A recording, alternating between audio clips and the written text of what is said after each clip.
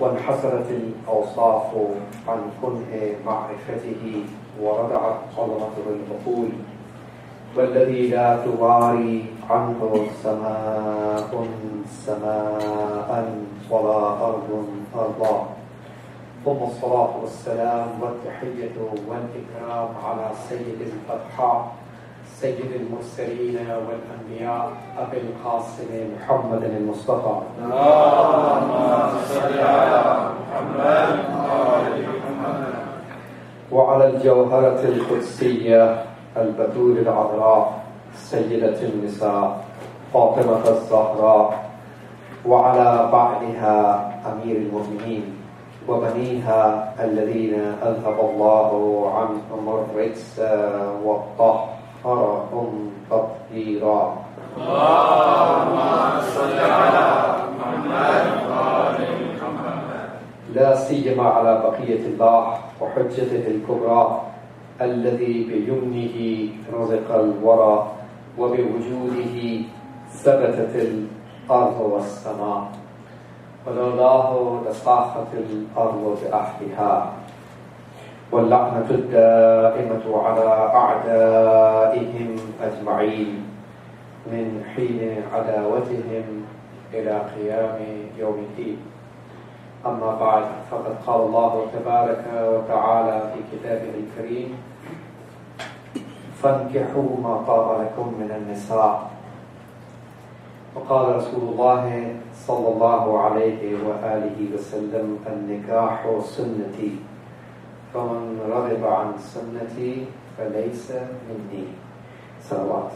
اللهم صل على محمد وآل محمد. First of all, I would like to extend the barikat and congratulations to all of you, and above all, the Imam of our time, Al-Hujjat ibn al-Hasan, Wali al-Asr, Sahib al-Zaman, Ajjallahu ta'ala. As we are celebrating another birth anniversary of his great-grandmother, Hazrat Fatima al-Zahra, salamullahi alayha. Allahumma salli ala Muhammad wa ali Muhammad. The Lady of Paradise, the leader of all the ladies from the earlier generations and the later generations. And her life and her marriage itself also serves as a role model for everyone else to follow. Also, I would like to thank all of you, and specifically the organizers of this program.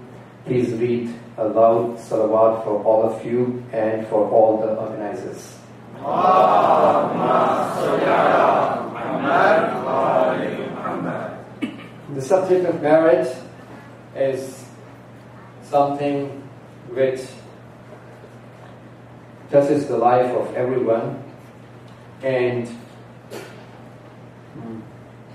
it is extremely important for every person to understand the value of marrying in Islam. Marriage is a divine value, and it is an ibadat and worship of Allah. And it's the sunnah of the Holy Prophet and the Ahlul Bayt alayhi salam. And Prophet has said in the hadith which I recited in the beginning, An-nikah sunnati, marriage is my sunnat. That's his practice, that's how he does, that's his policy of life. فَمَنْ رَغِبَ عَنْ سُنَّتِي, whoever turns away from my sunnat, فَلَيْسَ مِنِّي, he is not one of me. So when Prophet considers somebody to be not belonging to him, it translates into the fact that anyone who basically rejects this concept will be stepping out of the limits of Islam. Because turning away from the sunnah of Rasulullah and becoming such that we have nothing to do with him means exactly what I said. So it is important to remember that marriage itself, the ruling of Islamic jurisprudence says that it is mustahabun mu'akkad, extremely emphasized, recommended act of Islam. It is not wajib. The al-hukm al-awwali, the primary ruling, as you know, we have the primary rulings for every matter of Islam and the secondary rulings, al-hukm al-awwali wal-hukm al-thanawi. Al-hukm al-awwali, the primary ruling for marriage, says that it is mustahabun mu'akkad. It's a extremely emphasized, recommended act of Islam. But the secondary ruling, al-hukm al-thanawi, says that it becomes wajib. It becomes wajib in the case when a person thinks that he or she may fall into a haram. Any moment, any instance of your life, if you think that you may fall into a haram, marriage is no longer mustahab and recommended. It now becomes wajib for you. And obviously it's a wajib al-fawri. In that case, it's an immediate wajib that we have to immediately do, because in Islam, our spirituality comes first. Protecting our spirituality is the most important agenda of a believer. And marriage helps us protect our half of the religion. As you all may have heard the famous hadith of our sixth Imam, As-Sadiq alayhi salatu wasalam, where he has said, whoever marries protects half of his religion. He must have taqwa, he must exercise fear and taqwa of Allah regarding the remaining half. So the remaining half, the rest of the half of the threats we are facing to our spirituality are things which are not related to marriage. And half of the threats that we are facing our spirituality, threats that our spirituality is facing, is related to our marriage. So when our marriage issue is taken care of properly, then obviously our spirituality gets protected, and that's very important. So there is no room for those who think that marriage is something bad or evil. There are some religions who propagated celibacy and considered marrying as something wrong. In Islam, it's exactly the opposite. Marrying is a worship of Allah, just like any other worship. It's a divine value. It's the sunnah of our Prophet and the sunnah of the almost every other prophet.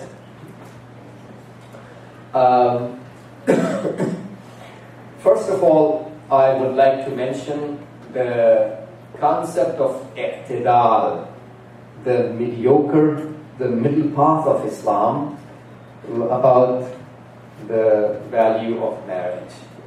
And after that, when I discuss certain, I have written down certain points in the form of some points, so we can just, without wasting time, learn some of the most important things about this great value. And after that, I will move forward to discuss, inshallah, about the attributes which we need to look for in a husband, and the attributes to look for in a wife, in the eyes of the teachings of Quran and Ahlul Bayt alayhi salam. And third of all, I will talk about the list of hukuk and rights which are falling on the neck of the husband. What in Islam a husband is supposed to do precisely, what are the wajib things on his neck towards his wife, and what are the list of wajib things on the neck of the wife towards the husband. And fourth of all, and last of all, we will move towards the final segment, which is about conflicts and nushuz, disobedience, if conflicts are not resolved and it ends up becoming basically reaching a deadline, and things are what Islam considers to be nushuz, and I will explain that later, of how we will address those situations of conflicts. And that's very important as well, keeping in mind the skyrocketing rates of talaq in our Islamic communities, especially among the youth who are raised in America. Unfortunately, we find such a high rate of divorces. So let's go to the first point of my speech, which is about the concept of i'tidal, the balanced path that Islam has provided about the value of marriage.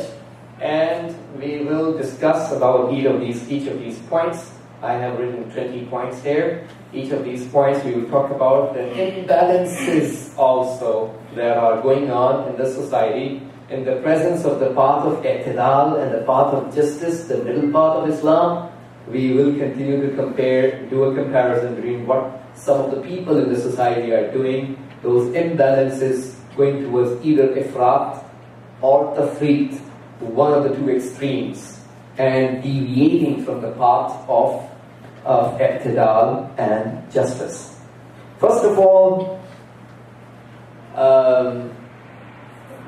is about marrying itself. One of the imbalances which is found in the society is that some people do not marry. Isn't that right? Some people just don't avoid the marriage for whatever reason.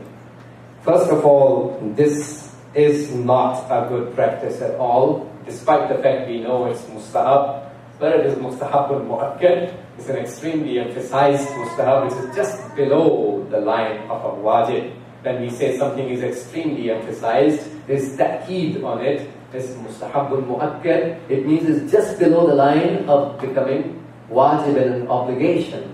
So we need to hold importance for that value. And not just that, but there's more to it. We are not ma'soom. We are fallible humans. When we know we are fallible humans, and we can always end up doing sins. So when Islam is emphasizing on marriage, then we need to hold the same level of importance for this. Now, obviously, not marrying is not an option in Islam,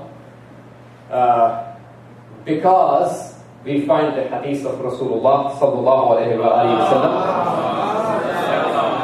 where he says, point blank, تزوج وإلا فأنت من المذنبين. Marry, otherwise you are one of the sinners. So, Sadaq Rasulullah, certainly he says the truth. Nothing but the truth. We are sinners if we don't marry. So there is no way a non-fallible, غير معصوم, a fallible human there is no way we can escape from the haram in our life. Simply there is no way. If we avoid marrying in our life, there is no way we can avoid the harams. We are one of the sinners, as the Prophet has said, rightfully so. So that's one extreme followed by some. So azubat, staying single, is condemned. Another hadith of Prophet says, Aksaro Ahlin Nar al-Uzza. Majority of the dwellers of the hellfire are single people. Very much understandable for us. Why? Isn't it right? So, all the harams that people end up doing because of that reason. The other extreme that some people in the society are doing is doing a lot of marriages. That's another extreme done by some. That's also condemned. Isn't it right? So, first of all, Islam puts the condition of adl. Even obviously we live in America, we follow the law of the land. But those are the people who were in whichever part of the Islamic countries they are practicing 4 marriages or more than 1 marriage. They must keep in mind that Islam and the Quran has clearly put the condition of adalat. Isn't that right? In khiftum alla ta'dilu wa wahidatun. So we need to take care of the adalat concept and justice concept. And second of all, even if somebody is doing a temporary marriage a lot, this is also not something which is appreciated in Islam, especially in the case, not appreciated in the case where it earns a bad name and humiliation and disrespect for you and yourself in the society, which it usually will cause in most of the cases. So we find Imam Sadiq al-Islam in Kitab al-Nikah, Wasa'il al-Shia, he says to two of his companions, Imam Sadiq al-Islam says, قَدْ حَرَّمْتُ عَلَيْكُمَ الْمُتْعَةَ مَا دُمْتُمَا بِالْمَدِينَةِ. I make mut'ah haram on both of you as long as you both are in Medina. And then Imam Sadiq al-Islam mentions the reason. لَأَنَّكُمَا تَكْسُرَانِ الدُّخُولَ عَلَيَّ, because both of you keep on visiting me a lot. فَأَخَافُ أَن تُؤَاخَذَا. I'm afraid you both will be held accountable. That means people, the society, will talk bad against you. So, فَيُقَالْ هَؤُلَاءِ أَصْحَابُ جَعْفَرٍ. So the society would say, it is said about you that these are the companions of Ja'far. That means this is the companion of Imam Sadiq. So if it earns a bad name for a person's dignity, you're not supposed to do that. It will convert into a haram. Like Imam himself is bluntly saying, I make mut'ah haram upon you, because you both keep on visiting me. So we need to understand our dignity comes first. We can never spoil our dignity just for the sake of our worldly goals, if somebody is pursuing a worldly goal.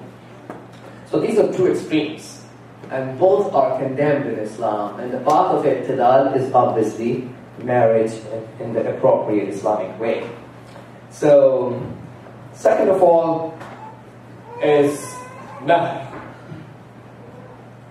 Mahr is the obligatory gift Allah subhanahu wa ta'ala wants to honor the woman. So Allah wants the husband to necessarily give a gift to his wife. And this is what is called Mahr. So, Mahr is wajib. It has to be given. The two extremes in the society. Some people, first of all, they raise the mahr so high in the society, and when you talk to them, they say, well, that's the protection for my daughter. My daughter is no less as compared to the next door neighbor's daughter. Remember when they married their daughter, they put the mahr this much high. So my daughter is no less than her. You think this is the value of your daughter? Is this the price tag you are fixing for her soul?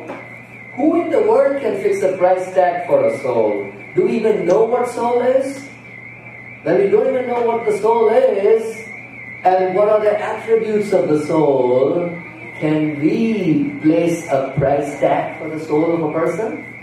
That's not the price. First of all, that's a wrong way of thinking if you are fixing the price. That's not the price. No one can fix the price of a human. Second of all, as far as the protection thinking goes, it's never ever going to serve as a protection.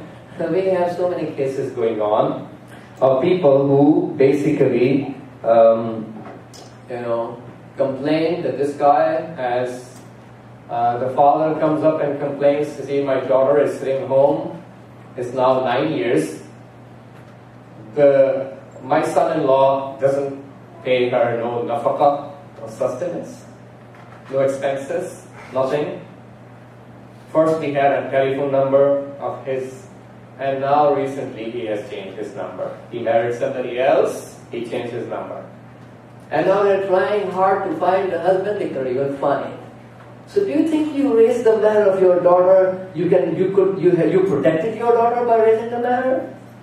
And those who don't have taqwa will never bother to pay a penny to your daughter, and they will run away and find ways to run away with it. Isn't it right? So let's not try to be smarter than what the Prophet has said. What is the real protection for your daughter is not the money. Well, the real protection that we need to look for is the taqwa and ruhaniyat and spirituality of the person and the moral values. that can protect your daughter. The other extreme was not paying the meher itself. This is also partially found in our society. Some of the husbands never pay the meher. Some put psychological pressures on the wife, right? So that she can, basically now she's a wife already, she didn't want to spoil her relationship with the husband. So this guy is putting psychological pressure on the wife, so basically she would end up, naturally she would end up saying, okay, don't pay me the meher, fine. You're my husband, that's okay. This is a bad practice. When Islam is asking you to pay the meher, you have to pay. You pay it on the first night, give it to your wife. Don't find ways to escape what Allah makes wajib on you. And don't bring psychological pressures on a person so you get it forgiven. That's not a good practice. Meher needs to be paid. There is no difference between mu'ajjal and mu'ajjal. Like we have, some people say it's something which is prompt and deferred. Whether it is prompt, it's deferred. Shari'an, according to the rules of Islamic jurisprudence, as soon as the marriage takes place, the wife has the right to demand the entire amount of meher, mu'ajjal wal mu'ajjal, complete amount of meher, straight away from the husband. 1 minute after the sighatul aqd. 1 minute after the Arabic formula is recited. And in the times of Jahiliyyah, so this is a different form of jahl and practice of ignorance that some people are doing to get their meher forgiven, with their own ways of pressurizing. In the time of Jahiliyyah, what people, those Jahil Bedouin Arabs in the desert, what they used to do before the Holy Prophet is that what we call nikah al-shirar, which is condemned in Islam. This person would say, I'm going to marry my daughter with you on the meher would be, and the meher would be that you marry your daughter with me. That's how they used to do. So this is what is called nikah al-shirar, and that's condemned. It's not allowed in Islam. Because at the end of the day, the girl was getting nothing. Isn't it right? She did not receive no meher. So this is condemned. So that was the tradition of Jahiliyyah in those days, and this is another form of Jahiliyyah today, that if we do not pay the wajib, it will certainly be condemned.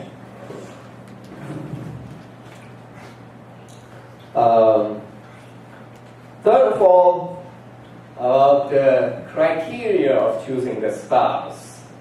Another very important aspect of the value of marriage. We find that the society again has two extremes when it comes to this point as well. Some people are basically, when they choose the spouse, what they look for from the man's side, some people look for beauty, the looks, and the money. Am I right? And both of these things are openly condemned. If you look at the hadith of the Prophet and Ahlul Bayt alayhi salam, they are openly condemning both the criteria. And the hadith of Imam Rida alayhi salatu wasalam,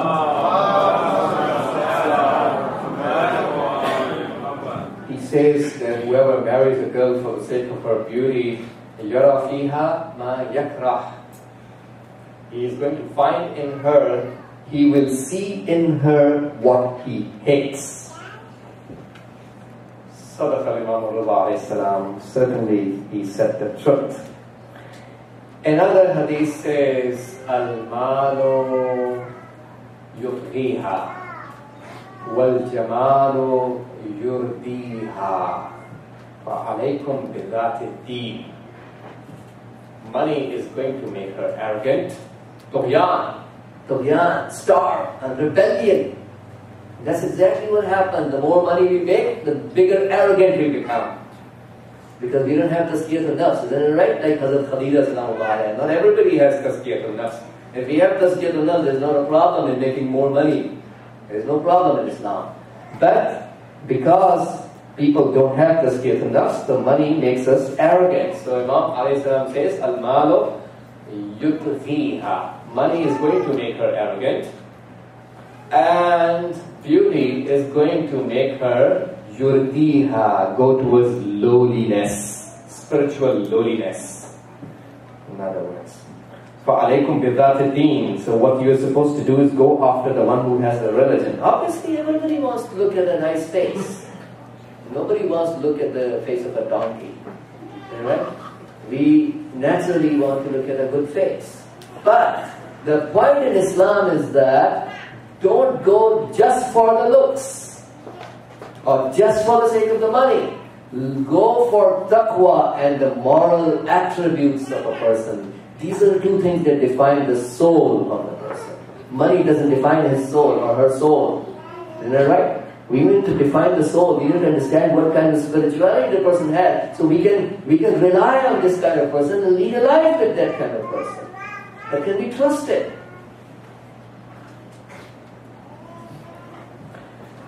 So, a person comes to Imam Hussain alayhi salam and asks advice from him that I have a daughter and I want to marry her. I want to seek your advice. And Imam alayhi salam says that marry your daughter man yattaqillah azza wa jal, to a person who has taqwa of Allah. In ahabbaha akramaha wa in lam yuhibbaha lam yadlimha. If he ends up loving your daughter, he will respect her. And you see, that's what the father wants. From the father's perspective, from the mother's perspective, their love for their daughter to get respect in the house of her husband. She should be respected. Her rights are protected. Isn't that right? And she is honored. She is not humiliated and insulted. Isn't that right? That's what we want. You cannot force love in the heart of the husband. Love cannot be forced by anybody. You cannot force your son-in-law to end up loving your daughter. That's not in your reach. That your daughter has to earn with her obedience. The daughter earns the love in the house of her husband by her obedience towards the husband. And the son earns his love, the husband earns his love in the heart of the daughter by going an extra mile. More than what he was obliged to do. If you just do for your wife what you were obliged to do, that's not how you earn love. You earn love by doing more than what you were obliged. So that's how you will earn love. You as a father cannot force your son-in-law to end up loving your daughter. Isn't that right? But what you have a right to make sure is that she's respected. She's not insulted in the house. And how to make sure that is going to happen when a person has taqwa of Allah. Whether he loves her or he doesn't love her, he's not going to. And Imam then says, "In lam yuhibbaha lam yadlimha." If he doesn't end up loving her, he's not going to do zulm on her. What a beautiful statement. That's exactly what a father wants. The minimum we would expect from our son-in-law, at least don't do zulm on my daughter. Take care of her rights. Isn't that right? And that's how what you can make sure it happens through his taqwa, not through his money, not through his any other material things. Fourth of all, material things is another, like the meher that we just were talking about. I recall Ayatollah Lawma Khamenei, Hafidhahullah, Samahatul Wali al-Faqih. He has announced already that I'm not going to recite the nikah of any youth who puts their meher more than 14 gold coins of Iran. In Iran they sell the gold coins. Sikhe Bahare Azadi, how they say in Farsi. Gold coins. Anybody who puts because there are some people who are putting outrageous amounts of meher. 5,000 gold coins, 14,000 gold coins. Thank be to Allah that He did not put 124,000 in the name of the prophets. How in the world this 22-year-old boy can he steal 14,000 gold coins? It's not a realistic thing, isn't it right? It's not realistic. That's why some people end up landing behind the bars.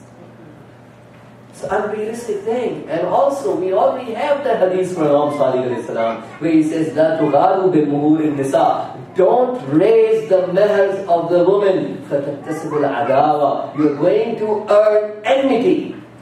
This is exactly what is happening, the conflicts and the fights and the divorces. And one of the prime reasons of these divorces is the extended amount of mahar that the person gets. So we find the Islamic leader has already announced, not me. Don't come to me. If you want me to read your nikah, the mahar has to be 1/4 gold coins to the at the maximum. Nothing more than that. You want to put more? Don't come to me. Fourth of all is job and work. That's another important aspect of our marriages. There's an i'tidal policy of Islam about that. And there are ifrat and tafreet extremes in the society about this issue as well. First of all, we find that some people are lazy. Some men are sitting home, doing nothing, and forcing their wives to work. Isn't that right? Laziness.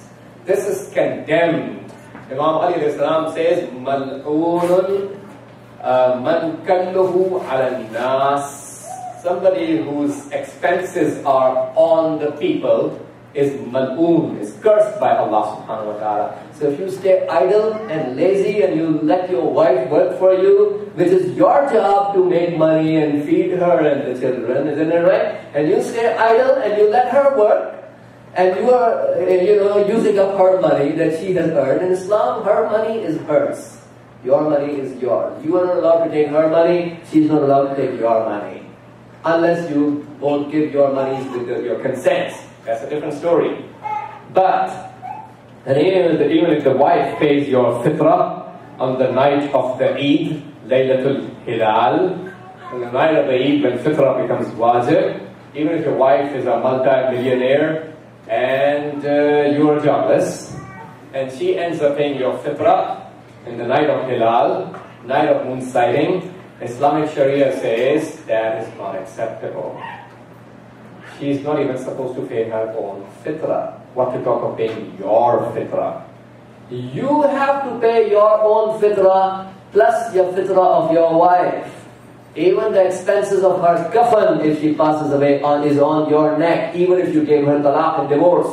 If she's inside the waiting period and iddah, her kafan is on the part of the nafaqah. It's on the neck of the husband. Until the duration of iddat waiting period expires. There is a balance in Islam which needs to be understood. It's not haram for a woman to work, obviously we know that. But it's not appreciated either. Some of the cases are very genuine. You find the husband is sick, the wife is protecting, she's working hard. This is no less than a jihad that these wives are doing to, protecting their husbands. It's so good. This is really a jihad that they are doing. So obviously there are cases which are different, depends on the case. But on the normal cases, it's not appreciated. It's allowed, we know, for a wife to work, by protecting her hijab and her values with the permission of her husband. But this is not the best thing for the wife. It's allowed. We already said that this is not the best thing. The best thing is to focus on her affairs of the house. All the highest possible rewards that you are looking for in your life as your goal, you're going to get all those rewards right here in your house. The husband may be in the battlefield with Imam Sahib Zaman al-Islam fighting against the enemies, and you are sitting home and you are getting all the sawab similar to what your husband is doing. Just because you're taking care of your husband and children. So you're not losing on anything, you're not missing out on anything. So basically, in Islam, not doing the job is condemned for the husband. On the next day of marriage of Hazrat Fatima alayhi salam, Prophet came into the house of Imam Ali alayhi salam and divided this kind of division. Ala Fatimata khidmatu ma dun al-bab wa ala aliyin khidmatu ma khalfahu. Prophet made this division. That it's the job of Fatima to do the service inside the door, and what is the job of Ali to do the service outside the door. And Hazrat Fatima alayhi salam replied when she heard that, Ma ya'lamu illallah ma dakhalani min as-surur. Only Allah knows how much happy Prophet made her, in other words. So we need to keep this balance in our mind. And fifth point is about the jahez and the dowry, jahaziyya. That's another aspect. We find the afraad and tafreet extremes in our society. Some people are making a list of demands, and they're going to demand from their in-laws that you need to pay this and this and this, and this kind of house, or this kind of car, and this kind of, all the list of the demands that they have from their in-laws. Look at this behavior. And this is one extreme. In the time of the Holy Prophet, when his daughter married, her dowry was 16 things, 1/6, and the value of those 16 things which are precisely mentioned, I won't count the list, it will take a long time. 16 things and the value totaled up to 63 dirhams. When Prophet had a look at the dowry of Hazrat Fatima alayhi salam, he cried. And he prayed to Allah subhanahu wa ta'ala to give barakat in this jahaziyya, in this dowry. Most of it, aghlab, most of it is made of soil. Such a simple dowry. So they are setting examples for the rest of the humanity to, to make their life with i'tidal, with, the middle path of justice of Islam. And obviously, depriving your daughter and making her feel that she is no one, has no value, no respect, that's also condemned in Islam. Allah subhanahu wa ta'ala. So we find that Hussein ibn al-Ala is one of the companions of Imam Sadiq alayhi salam, and he returns back from Hajj. And now when he comes after the Hajj to meet Imam Sadiq alayhi salam, Imam says to him, "Tuzillu al-mu'mineen?" And do you make the mu'mins zaleel? Do you disrespect the mu'mins? And he got shocked. Oh, what are you talking about? When did I disrespect the mu'mins? Imam alayhi salam says that I heard that you have been slaughtering sheep. That means throughout the travel. In other words, when the qafila, the caravan was going towards the Hajj, throughout the travel, when the caravan was stopping, he was slaughtering one sheep for the rest of the people in the caravan. And he said, yes, I did that. So what is it has to do about the zillah insulting the mu'mins? Imam alayhi salam replies back to him, أَمَا كُنْتَ تَرَى أَنَّ فِيهِمْ مَنْ يُحِبُّ أَنْ يَفْعَلَ مِثْلَ ذَلِكَ فَلَا يَبْلُغُ مَقْدُرَتُهُ فَتَتَقَاصَرُ عَلَيْهِ نَفْسُهُ.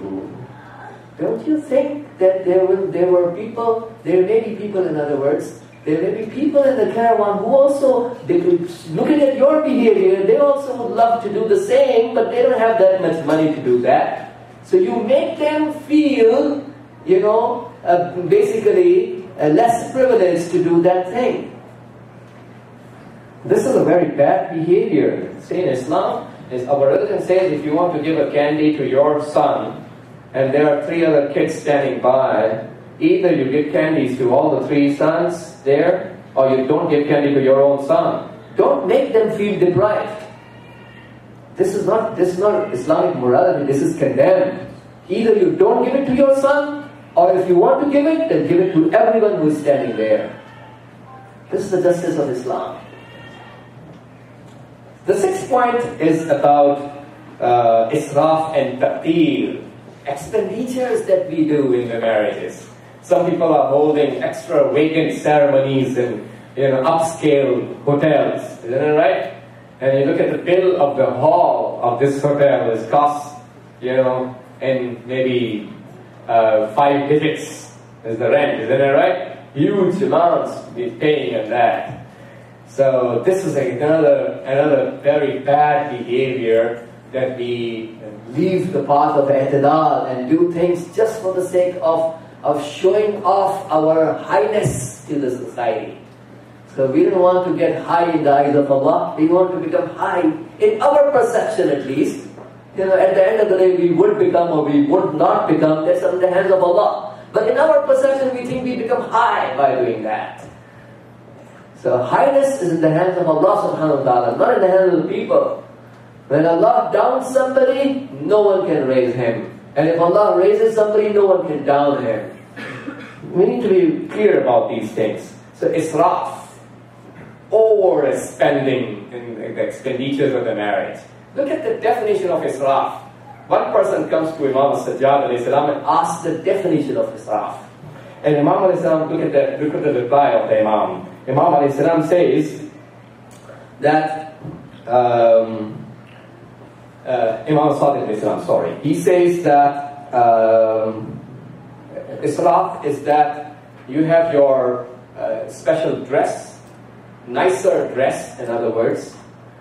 We all have, some of the dresses are better, some of them more expensive, nicer, some dresses are cheaper, isn't it right? So you use your nicer dress untimely and make it worn and torn. You know, it's used up, and at the time of need, it's unusable. Because you used your nicer dress untimely, that's also israf. And Imam Salih says that you throw away your remainder water in the glass. You drink water, and the remainder amount of water, just throw it away.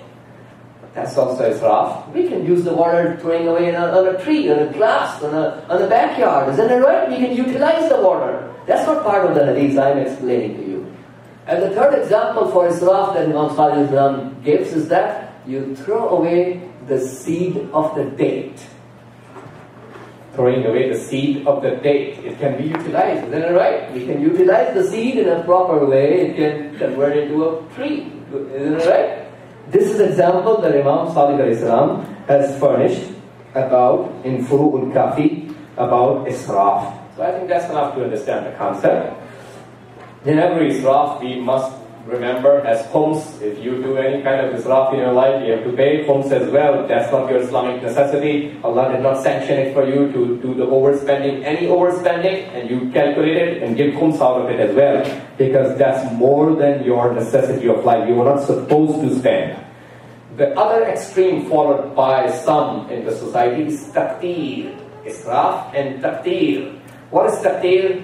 Taqteer means that you have more, but you keep your family members suffering and deprived from their necessities of life. You keep your money piling up, let them suffer, and you are piling up your money. You're not even ready to take care of the needs of the family. This is what is called taqteer.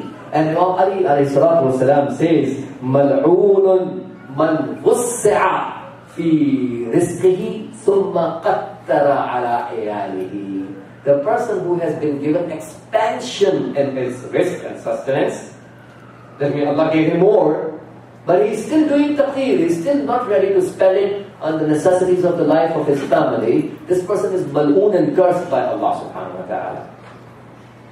These are the two behaviors which are found in some.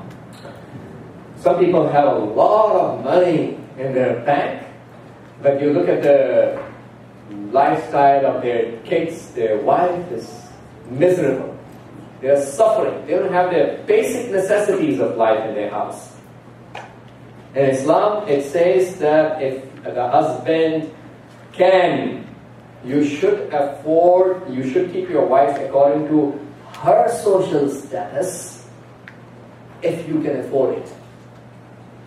If you can afford it, you should keep her according to her social status. If you cannot afford it, that's a different thing. It's not wajib on you, it's not necessary on you. But if you can, you should keep her according to her social status. Your social status was different than hers. Fine. You want to lead a simple life like the path of Anbiya and Aimma alayhi salam, very good. You yourself buy a cheaper shirt. You cannot force your family to ignore their own social status. Islam allows everyone to live according to his or her social status. Haysiyatun urfiyya or sha'nun urfi. Seventh of all is the way we deal with the conflicts in the value of marriage. First of all, you find that as soon as a little bit difference arises, and now this wife goes to the kafir court, files a complaint, husband goes behind the bars, spends the night in the jail, isn't that right? And then he's bailed out, and now there's a 350 yards restriction on the husband. He cannot visit the children, isn't it right? He cannot call the house that he made with his hard-earned money. He cannot enter into the same house, isn't it right? It belongs to him actually because he made the money. It belongs to the wife.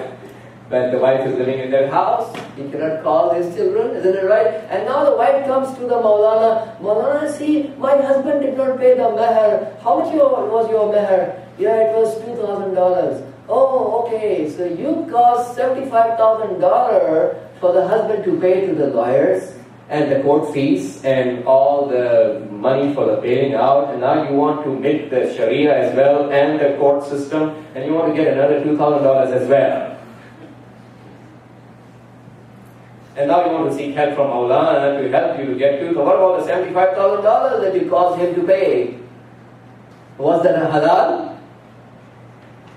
So the conflict see, when you want to judge a person fears Allah or not, is not in the happy times.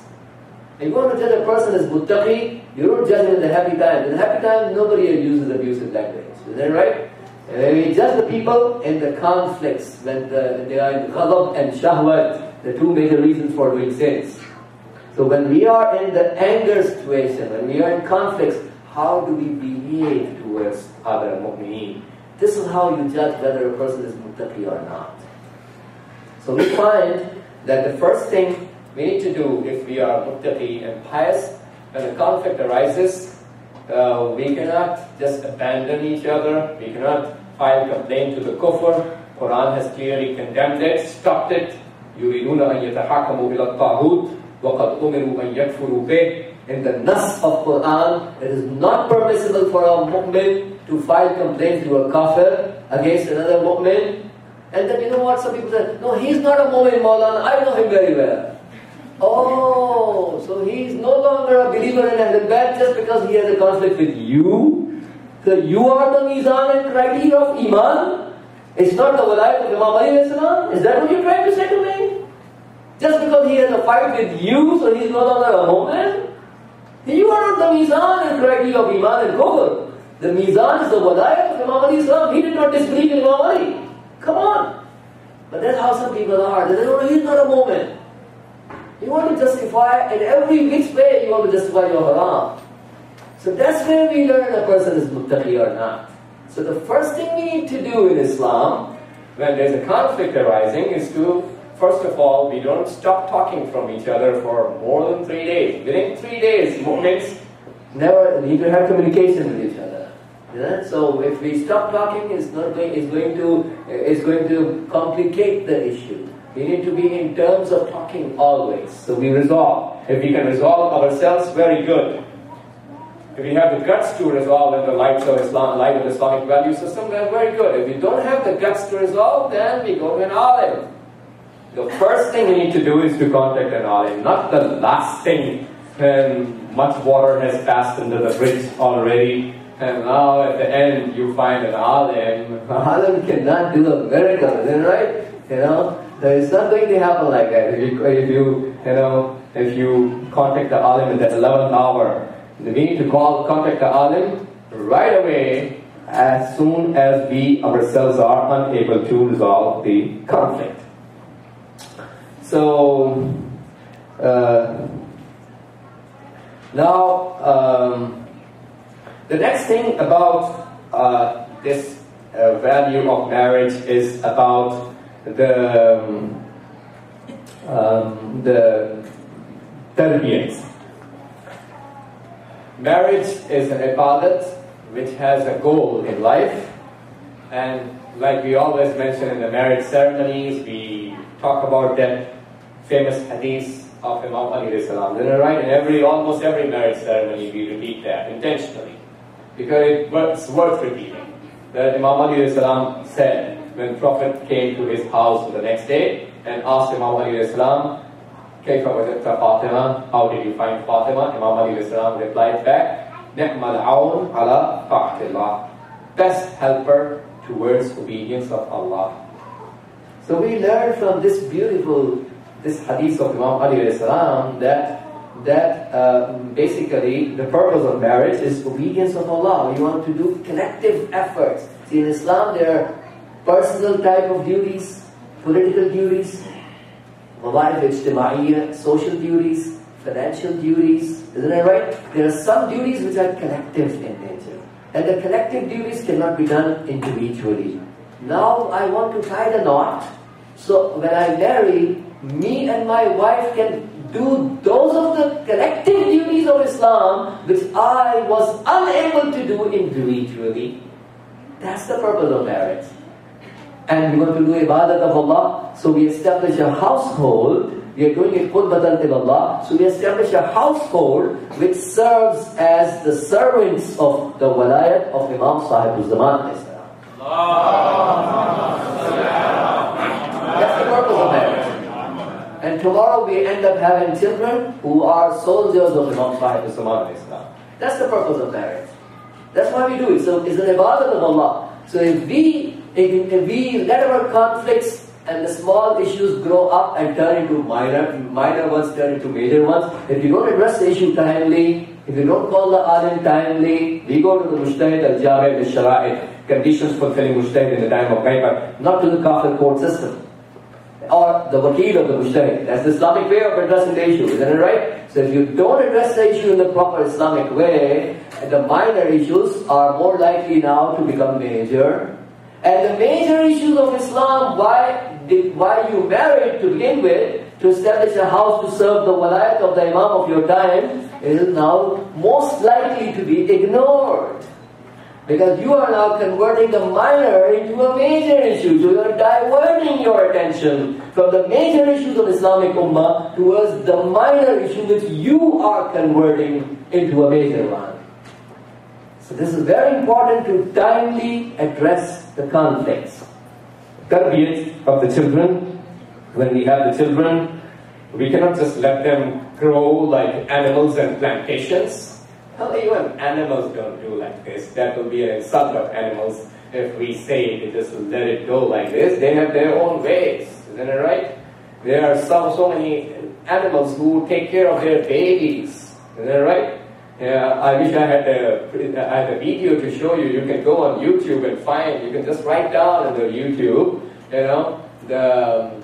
the leopard and the baboon.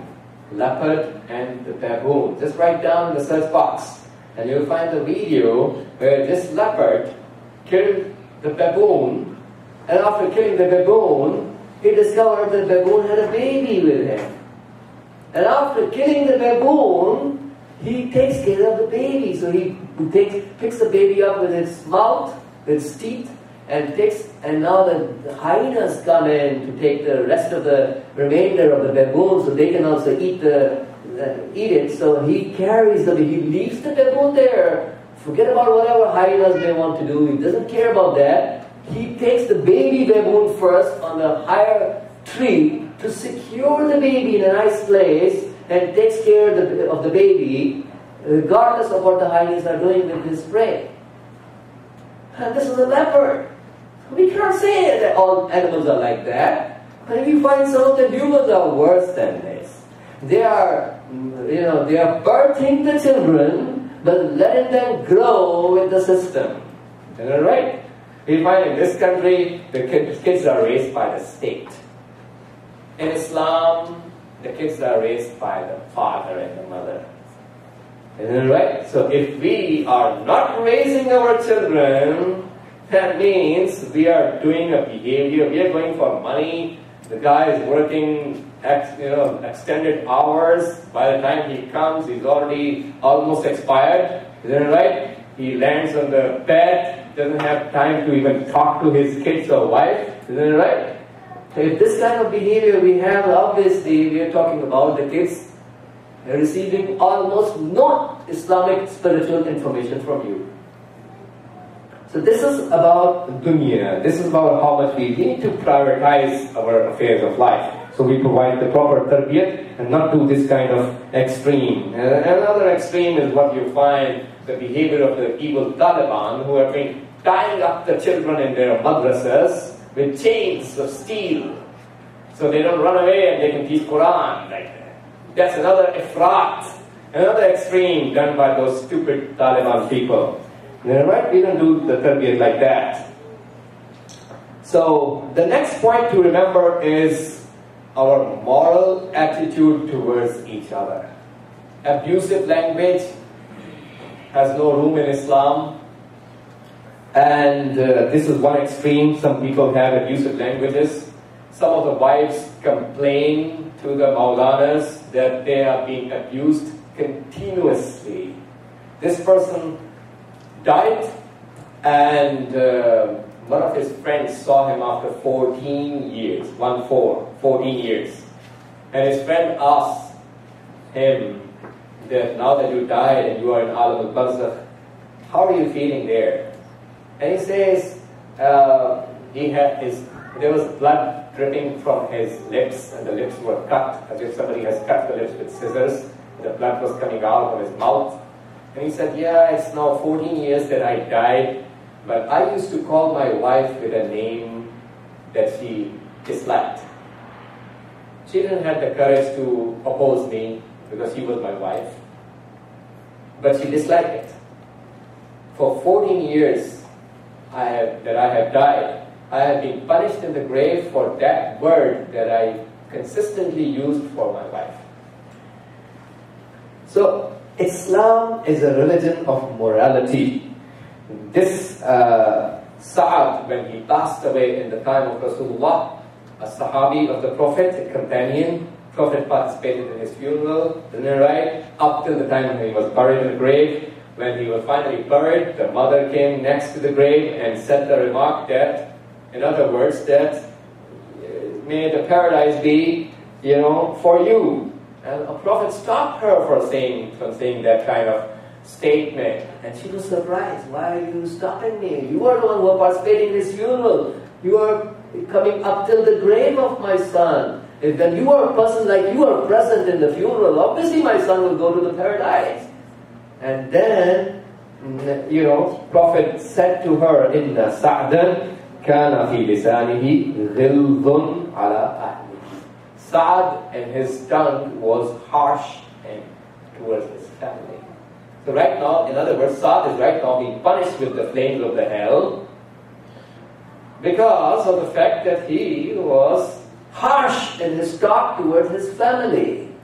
Doesn't matter, even if the Prophet comes and participates in the janazah and funeral of somebody, you'll still be punished in the hell because of his harsh language. So Prophet has said in his hadith, إِنَّ اللَّهَ حَرَّمَ الْجَنَّةَ عَلَى كُلِّ فَحَّاشٍ بَذِيءٍ. Allah has made Jannat haram on everyone who is abusive in his language. Bad mouth person. Jannat is haram on him. Sadaqa Rasulullah. Suddenly he said the truth. Sallallahu alayhi wa sallam. The other extreme in this matter, done by some people, they are blindly obedient towards their wife. Blind obedience towards the wife. So much that they ignore the wajibs of Allah subhanahu wa ta'ala. Even if Allah says it is wajib, but the wife says no, then it is no. That's another extreme. One extreme is so much bad behavior towards the wife. The other extreme is so much obedience towards the wife that even the hukm of Allah has no value because the wife has said no. This is another extreme of some people. Imam Ali has already said, "La ta'ata li makhluqin fi ma'siyat al-khaliq." There is no obedience of a creature when it comes to the disobedience of the Creator. That if you find that your husband is blocking you from doing the hijab, you're not supposed to obey him. No one is bigger than Allah subhanahu wa ta'ala. No one can be compared to Allah. Isn't it right? The next thing is about the hukuk and fara'id balance. Islam has certain hukuk, means the rights, and fara'id means the duties and responsibilities. And there's a balance, tawazun, balance provided in Islam between hukuk, the rights, and fara'id, the duties and responsibilities. So no one has any haqq. No one in Islam can demand his or her haqq and right from the other person until and unless we have already fulfilled our fariḍa and duty and responsibility. You are entitled to get your rights after you have fulfilled your fariḍa and duty, not before fulfilling it. First of all, everyone has certain duties in Islam. No one is above the concept of duties and responsibility. Even Rasulullah is not above that concept. Rasulullah sallallahu alayhi wa sallam, the most superior human, he did the tabligh, he did his risalah, he spread the message of Allah completely and properly. Isn't it right? And after spreading the message of Allah completely and properly, now he demands his right from the people. قُلْ لَا أَسْأَلُكُمْ عَلَيْهِ أَجْرًا إِلَّا الْمَوَدَّةَ فِي الْقُرْبَى. Say, I don't ask you any reward except love of my Ahlul Bayt. In other words, please say salawat. The only one is Allah subhanahu wa ta'ala, who has no fariḍa to do, no wajib on him, no obligation upon him. We cannot oblige Allah to do nothing. Who are we to oblige him for anything? The only one who has no fariḍa to do towards nobody, and all the hukuk and rights are for him, is Allah subhanahu wa ta'ala. Other than Allah, even the Prophet has duties to do. And he did his duties. And the men have fara'id and duties, and they did their duties. And then they are expecting us to give the haqq of Ahlul Bayt to them after fulfilling the faridah. The conflict, one of the major reasons why conflicts are arising in the families, because this husband or this wife is demanding his or her haqq and right from the spouse without fulfilling the faridah. Now this is my right, but did you fulfill your faridah first?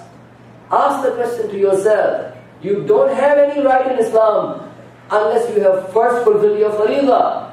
But how many people fulfill their faridah first? If we fulfill our fara'id, a lot of disputes will be calmed down easily if we understand this Islamic balance. 13th point is about divorces. Talaq is the most hated, mubah and permissible thing in Islam. It has 4 rulings in the Sharia. In some cases, talaq is wajib to give. If your spouse becomes an obstacle in the way of obedience of Allah, it becomes wajib to give talaq. No one is bigger than God. No one can be compared to Allah. Isn't it right? If your spouse is an obstacle in the way of obedience of Allah, then we do the talaq. It becomes wajib. In some cases, talaq is haram. When you're doing zulm towards the person. In some cases, talaq is makruh. In some cases, talaq is mustahab and recommended. 4 rulings. So you need to find out which of those 4 rulings is applying in my case. In my scenario, every human in every scenario is different. You cannot compare and do muqayasa and qiyas, one person to the other. Every case is individually dealt and it's different from the other. So you need to find out in my specific case, is it haram, is it wajib, is it mustahab, or is it makruh? What ruling is applying in my case? So I do it accordingly. Giving talaq has to be according to the Islamic rulings. Holding the talaq out of zulm, there's another extreme found in the society. Some people are just keeping they don't have, in Islam it is mustahab. Talaq is mustahab in the Sharia when there is no understanding between the husband and the wife at all. And there is no room for improvement at all. If you are totally at odds with each other and there is zero understanding between you, and there is no room for improvement at all, it is mustahab, recommended in Islam to do the talaq. Now that it is recommended to do the talaq, don't waste your time, do the talaq. Now don't keep the person waiting and waiting and waiting and waiting, and you want to punish and you take the revenge from the other person. First of all, the women need to get educated. Our biggest enemy is our own jahl and ignorance. We need to get educated. The woman has a right to take the right of talaq from the husband at the time of marriage. Isn't that right? So we, in our Zainab.org, our website in Seattle, we have put this right in the marriage form. If you go to our main page of the website, Zainab, CAINAB.org, main page, you find the nikah and talaq form link. If you go through those conditions on page 4 of the form, which I wrote myself, you find we have mentioned there the right, the husband, has the wife taken the right of divorce from her husband? You are entitled in Islam. Allah doesn't want to do injustice. You are entitled in Islam to take the right of divorce from your husband at the time of marriage. If you don't use your own right and then tomorrow the husband oppresses you, don't say Islam is like this and this and this. No, Islam is not like this and this. You are doing something, you are to be blamed because you did not take your own right. You cannot blame Islam. Allah provides justice for everybody. But there's a time and there's a way to handle everything. So first of all, keeping the person holding without giving the talaq unjustly is condemned. It's not allowed in Islam. Obviously, there is always a way out in Islam. No one can, we never reach to a dead end in Islam. There's always a solution. Obviously, we can go to the Jami' al-Shara'id, conditions fulfilling mujtahid, or his wakil, who has the wikalat about what we call at-talaqul wala'i. At-talaqul wala'i means the governmental talaq. You can go to the mujtahid who fulfills the conditions, Jami' al-Shara'id mujtahid, or his wakil, who has the wikalat about talaqul wala'i. There's one talaq which we call the governmental talaq. So when you turn to the mujtahid or his wakil who has this type of wikalat of talaq, he can issue, this alim can issue the talaq to you without the husband's permission. This is called talaqul wala'i. So there is no room in Islam for any husband to oppress the wife at all. We always have a solution for every problem. But the best thing is that you get your right of talaq at the time of marriage. Please go through the form on our website so you know all the list of rights that you are entitled to get at the time of marriage. If you yourself don't know and you give up your own rights, then you are to be blamed if something happens, in addition to the person who may be oppressing, God forbid. We pray it never happens. 12th of all is,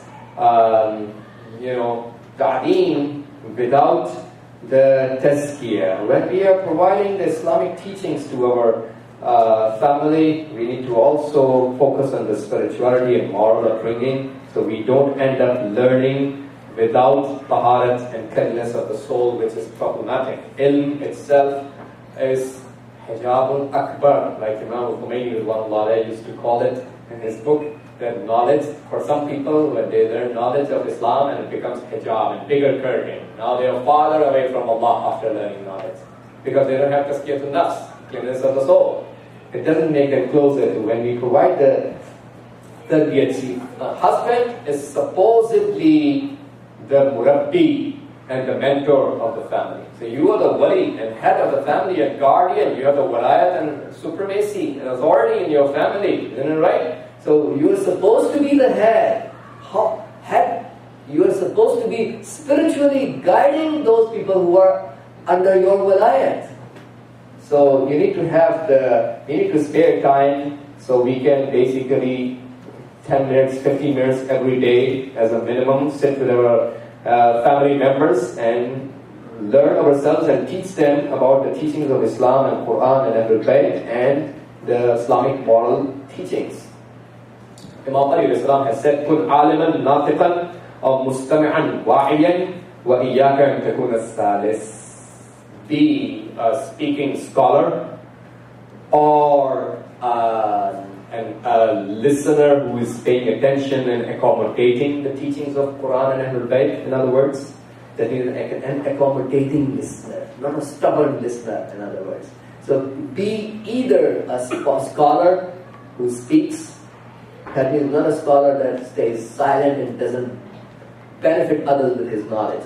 Be a scholar who speaks, kun aliman natiqan, Amir al-Mu'minin says, or mustami'an wa'iyan, the third option for us in our life. Or we become an accommodating listener. That means I am already receptive I accommodate the teachings of and values of Quran and Ahlul Bayt. I don't become lajuj and stubborn and ziddi, hard-dharm. And I'm not going to change my customs and traditions and wishes and personal takes, and and ignore the teachings of Quran and Ahlul Bayt. When then Imam Ali says, وَإِيَّاكَ أَن تَكُونَ الثَّالِث, and be warned, don't be a third. We are not supposed to be any third category of human. The only two options there, in another hadith we learned, similar kind of hadith, which says, or muhibban, or be a lover of scholars. That's also one option. If you are either a scholar or yourself become a scholar of the teachings of Quran and Ahlul Bayt, or become a learner of the teachings, or third, become a lover of the scholars. Because love is a concept that combines us always with our beloved. And we are not supposed to be any other category. So, the next point that I would like to mention here is about the concept of the walayat of the husband. Yes, the husband is the wali of the family. The wife is supposed to, you can always take advices, consult things with your wife. But whenever there's a dispute, at the end of the day, there has to be some decision. Who is that some person who is supposed to give the final word?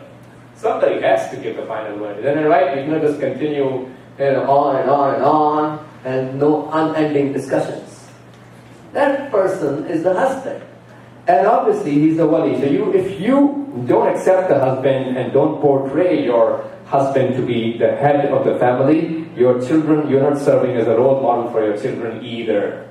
Let's not clash with the Islamic system. If you think your husband is incompetent, this is not the way of behaving to do disobedience towards him.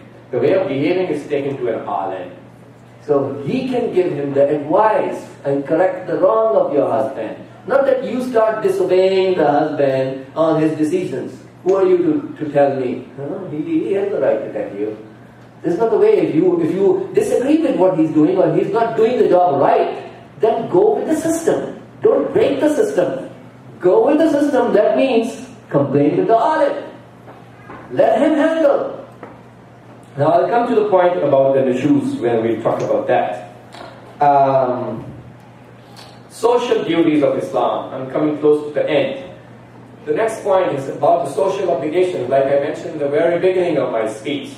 The reason why we marry is to do ibadat of Allah, and we want to do the social and collective obligations of Islam collectively, together, which I would not have been doing individually. I'm unable to do certain things individually. So we find that Hazrat Zahra sallallahu alayha, despite the fact that she says khairun lil mar'ati an talzama qahra baytiha, best for the woman to stay in the inner room of her house, the same Hazrat Zahra alayhi salam goes out house to house, rallying doing the campaign for the wali and mawla of her time, Imam Amirul Mu'mineen Ali ibn Abi Talib alayhi salatu wassalam, with her hijab. This is a role model. The same Hazrat Fatima who says the best for a woman is to stay in the inner room of her house, is herself going out of the house and running a campaign for the walayat of the wali of her time. She used to call her husband Ya Amir al-Mu'mineen. Isn't that a role model for us? Prophet has said in his hadith, because there are people in the society that we know who are blocking their wives from participating in the social gathering and social fara'id and duties of Islam. Let's ask the Holy Prophet. Prophet has said, "La tamna'u ima Allah masajid Allah." Don't stop the women from going to the masjids of Allah, the imam of Allah. So, وَلْيَخْرُجْنَا, then Prophet said, وَلْيَخْرُجْنَا تَفِلَاتٍ. That means when the women go out, they should go out without showing their zenith. We are not supposed to put any artificial zenith or perfumes or makeup or any other zenith on ourselves in front of non-married people. So the social duties, we cannot block the wife from participating. It has to be done. We need to do it collectively. And this is something which is the seerah of Hazrat Fatima alayhi salam that need to be remembered. And obviously, if you don't think your husband is the rightful choice to be your wali, see, when you are marrying, basically you are bringing your wali. You are changing the walayat of yours is changing hands.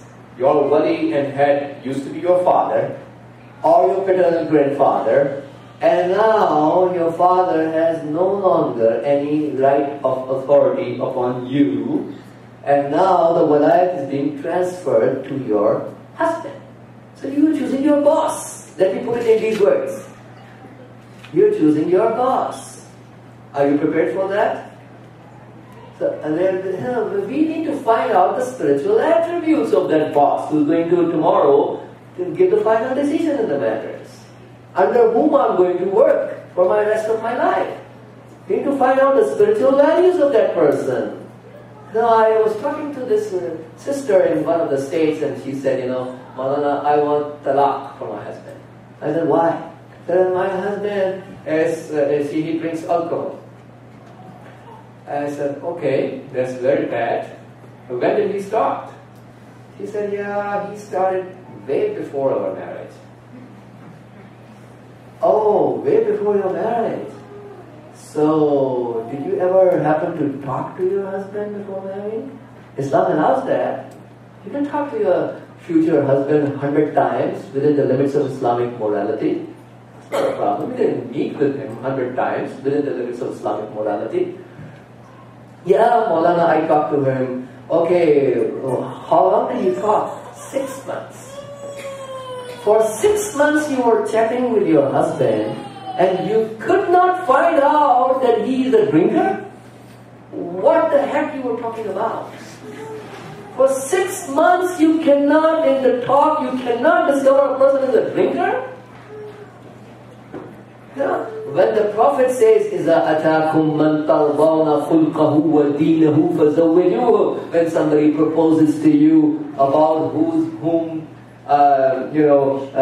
morality and religion, that is moral values and taqwa, you are pleased with, then marry him. So it is in our reach. It's not beyond our reach. If it was beyond our reach, we would have never been asked by the Prophet to find out these two things. The Prophet is expecting us to find out about the husband, that he has the moral values and he has taqwa. These two things. And it is doable for a girl who is 16 years of age to find out about the taqwa of the boy. If it is not doable for her, why would that be expected from her in Islam? A 16-year-old girl or 18-year-old girl is entitled to find out and must find out. There is no other option. She must find out whether her future husband has moral values and taqwa. So the best thing for the woman is what we find the Holy Prophet sallallahu alaihi wasallam has said. من سلم من نساء أمتي من أربع فلها الجنة من أربع خصال فلها الجنة. Whoever from the women of my nation protects herself from 4 attributes, that means she has these 4 things, in other words, then she belongs to the paradise. That is for her. Prophet says, حفظت ما بين رجليها. That means she protects her private part. She protects her chastity, in other words. وَأَطَاعَتْ زَوْجَهَا, obeys her husband. Second attribute required for a woman to go to the paradise. Third, صَلَّتْ وَصَلَّتْ خَمْسًا, she prays 5 times a day. وَصَامَتْ شَهْرًا, and she fasts for the month of Ramadan, in other words. Any woman who has these 4 attributes, then you go to the paradise. And so when you, as the husband, are the wali, then you are expected to have higher level of knowledge, higher level of taqwa, so you are eligible to be the boss. If you're not eligible to be the boss, then you cannot do the right role. So you are supposed to have higher level of knowledge and ruhaniyat and spirituality, and taking care of your of those who are under your walayat. So Prophet says in his hadith, al-mu'minu ya'kulu bi shahwati ahlihi wal munafiqu ya'kulu ahluhu bi shahwatihi. That means a mu'min eats according to what his family likes, and a munafiq eats, his family eats according to what he likes. So we are not supposed to force our likeness on our family. When you are the head, you are supposed to have a bigger heart, bigger tolerance level as well, bigger patience as well, bigger knowledge as well, better spirituality as well. So you let them eat what they want and have their likeness, and you don't force your likeness in the matter of the food upon them. There are some people with whom marrying is makruh in Islam. Moving to the second leg of our speech, a woman who has committed zina, it is already makruh in Islam to marry that kind of woman, or a woman who is walad zina, is born out of zina, or to marrying to a woman who used to be helping out your mother at the time of your marriage, at the time of your birth, or the daughter of that woman who was helping your mother at the time of your birth. These are the four categories of women which are makruh to marry in the Sharia. And what is condemned about the men, when you are choosing a man as your husband, make sure you find out these attributes that are there. Let me, before I go to the man, let me finish the woman thing. There are a few more attributes remaining that we need to look for in a woman. When you choose your spouse, look for these attributes in the girl. She has to be walud, that means being able to produce a lot of children. How can you find out? You can find out by looking at the number of their brothers and sisters. If she has several brothers and sisters, then she's going to be most probably, inshallah, having the same. Second of all, wadud, that means she's a loving person. Third of all, afif, that means afifa, she is somebody who has chastity of the character. Fourth attribute for a wife that we need to look for has to be azizatan inda ahliha. She has to be a respectable person in her own family. If you find this girl, nobody respects her in her own family, that's not suitable for you to marry. When you're looking for a girl, find out how is her own status in her own family. Is she respected? Isn't it? So that's what we need to find out. Fifth of all, tawadu, modesty, being down to earth. Zaridatan in the ba'liha, how the hadith says, she's humiliated, that means down to earth in front of her husband. So when she comes to the husband, she's modest and down to earth, not arrogant, that means, in other words. And she performs zinat and adornment in the house for the husband. This is the sixth attribute we need to look for in a girl before we marry, that she is the type of person who is going to do zinat and adornments for the husband. Let's do a survey. How many wives do makeups in front of their husband in the house? And how many of the wives do the makeup only when they're going to the birthday parties and ceremonies and wedding ceremonies, and they never do the makeup in front of their own husband where they were supposed to do the makeup in Islamic value system? So these are the things that we find out whether a person is religious or not, isn't that right? Because that's what Islam is asking us to do. And these are things, one of the reasons why people get distracted from their own houses and get attracted towards others is, obviously that's not the justification for that, but this is how it happens in the society. Whether we like it or we don't like it, it's happening like this, isn't it right?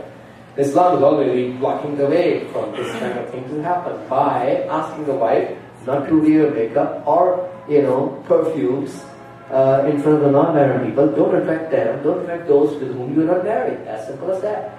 Your body is not married with the whole society. So attract your husband only. Seventh of all, she's obedient. Seventh attribute, that she's obedient towards the husband. These are 7 things we look for in a wife, and the best of the attributes of a woman are the worst attributes of a man. Imam Ali says in his hadith, Safinat al-Bihar, Muhaddith Qummi, Rahmatullah alayhi, has narrated this hadith from Amir al-Mu'mir Islam, Khiyaru Khisal al-Nisa, Shiraru Khisal al-Rijal. The best attributes of the woman are the worst attributes of the men. And then Imam Ali Islam defines those 4: Az-Zahru wal-Jubnu wal-Bukhl. 3 attributes that he mentions. Zahr in Arabic means takabbur and arrogance. And then Imam Ali says, فَإِذَا كَانَتِ الْمَرْأَةُ ذَاتَ زَهْوٍ لَمْ تُمَكِّنْ مِنْ نَفْسِهَا. If a woman is arrogant, she's not going to accommodate her husband. She's not going to present herself to the husband, accommodate the husband, in other words. And then Imam Ali says, look at the beautiful psychological tips that our Ahlul Bayt have been teaching us to look for, so we have a successful life. Some people themselves are ignorant. They don't pay attention to the teachings of Ahlul Bayt, and they end up paying a big price. So Imam Ali Salam says, وَإِذَا كَانَتْ بَخِيلَةً. If a woman is bakhil, a woman is supposed to have, so basically, having arrogance in that sense is very good for a woman. So she's not going to accommodate herself to anyone else other than the husband. So she will be kind of arrogant behavior towards the rest in terms of accommodating herself for them. This is the meaning of arrogance that he means, in other words. That it is good for a woman to have arrogance. That means she's showing arrogance towards the rest of the non-mahram men. Not accommodating at all, not accommodating them at all, and she's accommodating her husband only. And look at how he's teaching us. The second good attribute of a woman is being a miser, bukhl, bakhila. And then Imam Ali said, إِذَا كَانَتْ بَخِيلَةً حَفْظَتْ مَالَهَا وَمَالَ بَعْلِهَا. If she's a miser, she will protect her money and the money of her husband. See, the balance of Islam was saying, asking the husband, if Allah gives you more money, don't keep your family suffering and suffering and suffering for their necessity. Husband must be generous. The wife has to be a miser towards the money of the husband. Look at the balance Islam is providing. Husband should provide more. If he gets more, he gives more. The wife must not spend. So, وَإِذَا كَانَتْ بَخِيلَةً, Imam Ali says, if she is a miser, بَخِيلَةً حَفِظَتْ مَالَهَا, she would protect her money, وَمَالَ بَعْلِهَا, and the money of her husband. The third attribute, which is the best for the woman and worst for the man, is what Imam Ali says, is that وَإِذَا كَانَتْ جَبَانَةً, if she's a coward, cowardice is good for a woman in this sense, and it's bad for a man to be coward. إِذَا كَانَتْ جَبَانَةً فَرَقَتْ مِنْ كُلِّ شَيْءٍ يُعْرَضُ لَهَا. She will distance her from what is presented, everything that is presented to her. Some of the women end up doing the harams because of their negative courages. Isn't that right? In other words, so we find that's not part of the hadith. So I'm saying that these 3 things are good for a woman, but bad for a man. So we are now, and also the last one, where the hadith from Imam Sadiq al-Islam says that خَيْرُ نِسَائِكُمْ الطَّيِّبَةُ الرِّيحِ الطَّيِّبَةُ الرِّيحِ الطَّيِّبَةُ الطَّبْخِ. Best of your woman is the one who has good smell coming from her. We use perfumes, and then right, you use perfume in front of the husband. And we have hadith that says Prophet ﷺ used to spend more money on perfumes than on the food. Prophet used to spend more money on perfume than on the food. So, and also, at-tayyibatul tabkh, someone who has a good cooking. So something considered to be good. التي إذا أنفقت بمعروف وإن أمسكت بمعروف فتلك عمل من عمال الله. So these are the attributes of a woman. Now the attributes of a man: bad morals. You're not supposed to look when you're looking for a husband, find out whether or not how is his morality. If he's a bad moral person, bad ethics, that's a big no. We don't marry these kind of men. Or those who are womanish in their behaviors, girl-like behaviors in them. We don't marry those kind of people. Zan sifat, how we say in Farsi. Third of all, a fasiq person. The transgressor, somebody who doesn't care about halal and haram. It doesn't matter for him. He doesn't care about this is wajib and this is haram in Islam. This is a fasiq person. You don't marry. And a drinker. So the hadith says that man zawwaja karimatahu min sharib al-khamr faqad saqaha ila az-zina. Rasulullah says whoever marries his daughter with a drinker, he is dragging his daughter towards zina. Alcohol and women go together. Just like the drugs and illegal weapons go together. Isn't it right? So when Prophet says whoever marries his daughter with a drinker, he is leading his daughter towards zina. We must open up our eyes. And then the Prophet also says, "Man zawwaja karimatahu min fasiqin faqad qata'a rahimaha or rahimahu." Who says? So whoever married his daughter from what it says in the hadith, rahimahu. Whoever marries his daughter with a fasiq person, somebody who doesn't care about halal and haram and wajib and haram, is it right? Can violate a haram, do a haram, can violate a wajib. So whoever marries his daughter with a fasiq person, he has broken his relationship with her. So this is what we need to look for about the men. Now let's move forward, and also what I said about the men, another thing which is not just that, the Prophet also says, "Man zawwaja karimatahu min fasiqin nazala alayhi kulla yawmin alfu la'natin." Whoever marries his daughter with a fasiq person, 1,000 la'nat and curse of Allah fall upon him every day. So fasiq is a big no. Why in the world do we marry a fasiq? If you yourself don't care about the person is adil or fasiq, then you are inviting harm with your own self. And a man, the next attribute to look for in a husband is tahammul. That means tolerance. Your husband must have a high level of tolerance. It's the attribute of a man to be more tolerant. When you are the boss, when you occupy a position, you have to have bigger heart as well. Isn't it right? You have to be better tolerance. So I'm skipping some of the hadiths to save time. And someone who has a good mouth, good talk, al-jamalu fil lisan, the hadith says, the beauty is in the tongue. If you are ready to talk in a nice way, a beautiful way, you are not a bad mouth person, then this is the nice attribute that has to be there. And another attribute for a husband is generosity, like we pointed in that hadith earlier.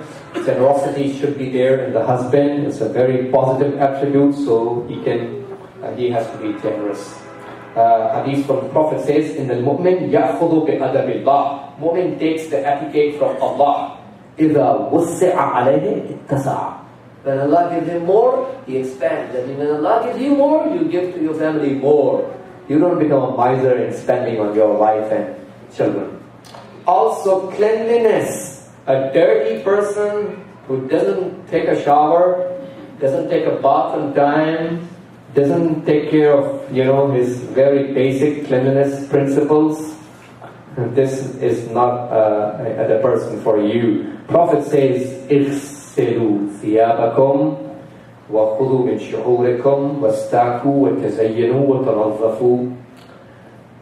wash your clothes, and that means cut the extra hair. In other words, wastaku, do your brushing of the teeth. In other words, watazayyanu, and decorate, beautify yourself. وَتَنَظَّفُوا, clean yourselves.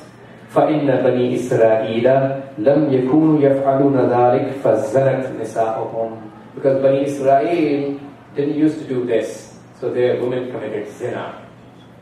So we understand if the husband doesn't keep himself clean and nice and tidy and good, doesn't take a shower and all the bad things, and forget about your wife having any affection or attraction towards you. You are basically opening the door of zina, with this behavior, possibly ihtimalan.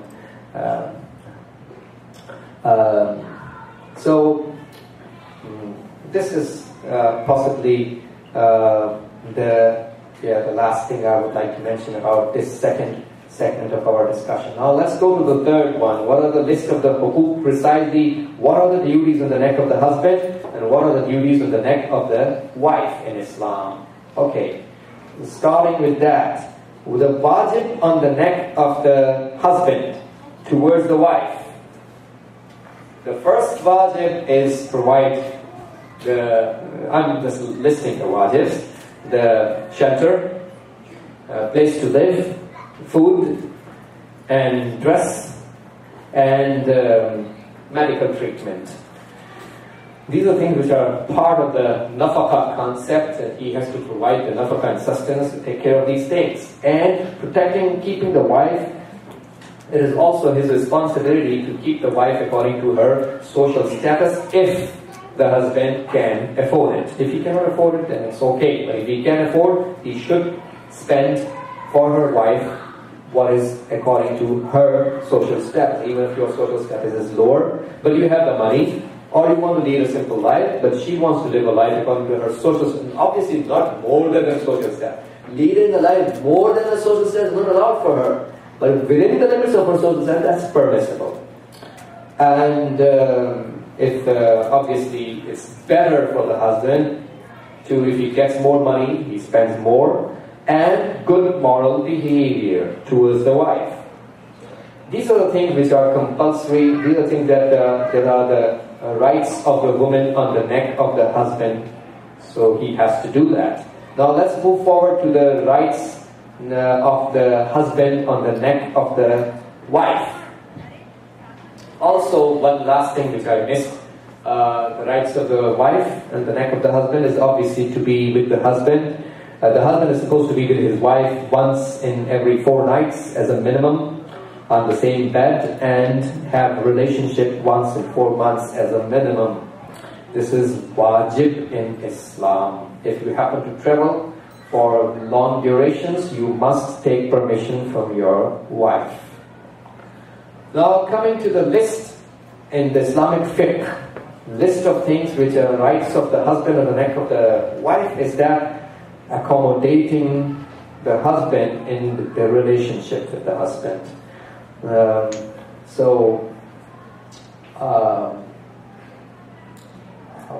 And obviously we have hadith from the Prophet saying that even if the husband asks when she's on the back of a camel, she should not say no. This is what we learn, how much Prophet is emphasizing on the point. In Islam, we protect our spirituality. Spirituality comes first. We cannot allow the harams to prosper. When halal becomes difficult, harams become easy. This is exactly what we find in today's society. Marriage has been made so difficult because of our customs and traditions and wrong practices. Isn't it right? And zina and harams have become easy to do. In the time of the Prophet and Ahlul Bayt, marriage was easy and talaq was hard to happen. So we find now talaq is easy to get, marriage is hard to do. Isn't it right? So this is because the i'tidal and balance has gone. Second of all, it's not allowed for the wife to get out of the house without the permission of the husband. you can always take a blanket permission from the husband. I want to go to, this and this and this and this and this place, or these houses, such and such houses, and he gives you a blanket permission. That's okay. But the bottom line, you have to have the permission. Obviously, this point in Islam helps to maintain the trust. The marriage and the entire relationship is based on love and trust and respect.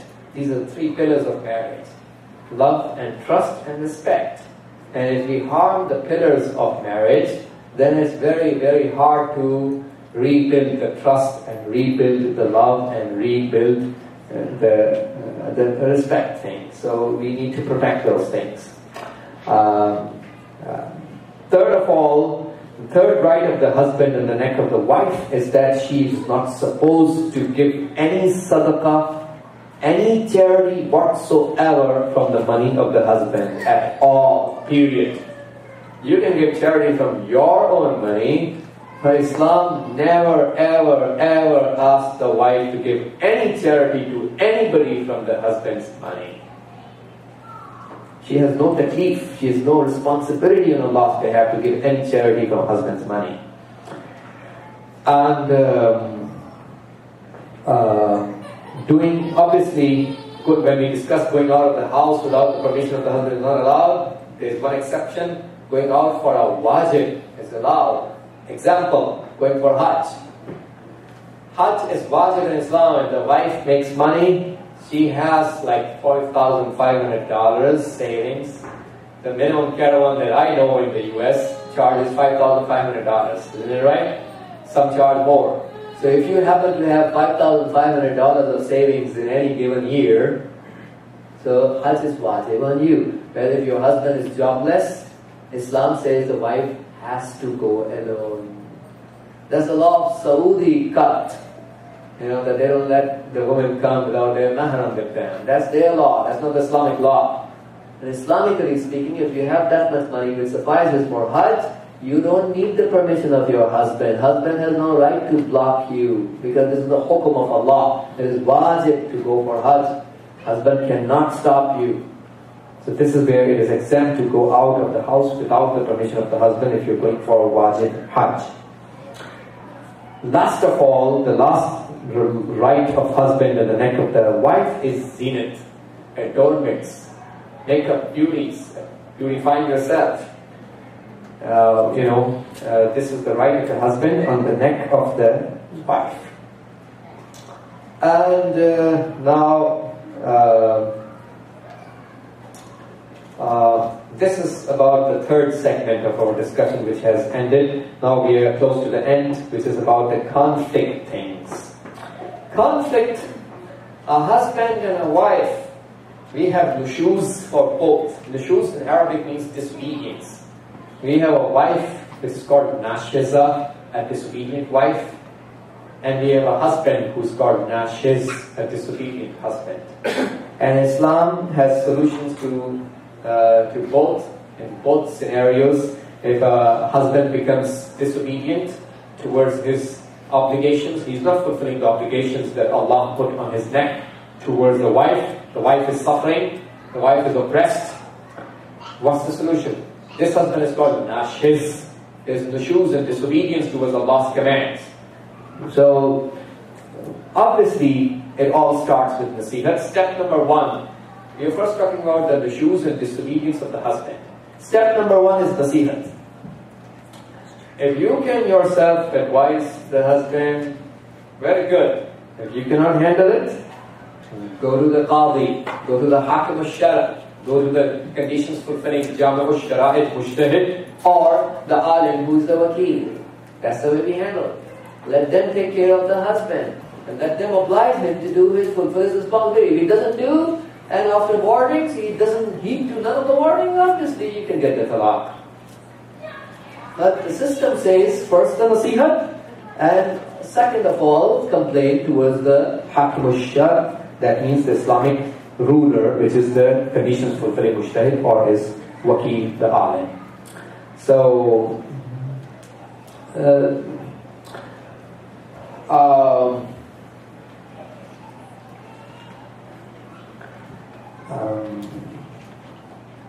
There are issues from the disobedience from the wife.